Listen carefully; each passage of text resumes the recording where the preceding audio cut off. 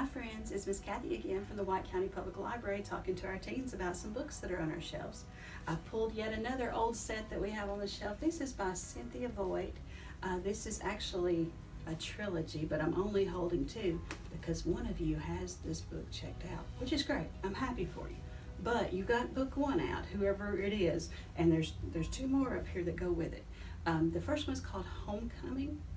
The second one is Dicey's Song, and the third one is 17 Against the Dealer. Now, these books, again, a lot of them have got seals on them. I've talked to you about seals before and what this means. This is the Newbery Award, which is the best book written for children and teens that year. So, again, an award-winning book, a great trilogy here.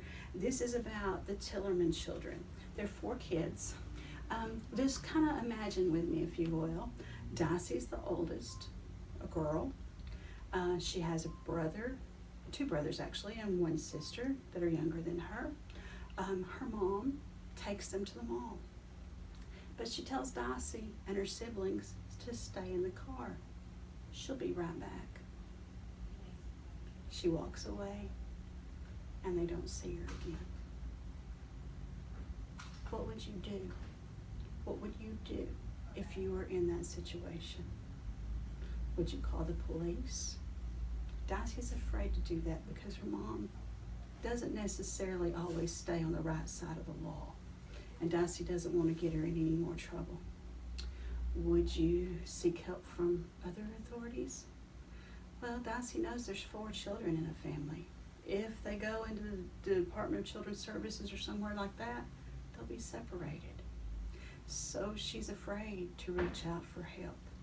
And in her 12-year-old brain, she does the next best logical thing she can think of. She decides the 4 children will walk to their mother's aunt's house, their great aunt, and that she'll take care of them.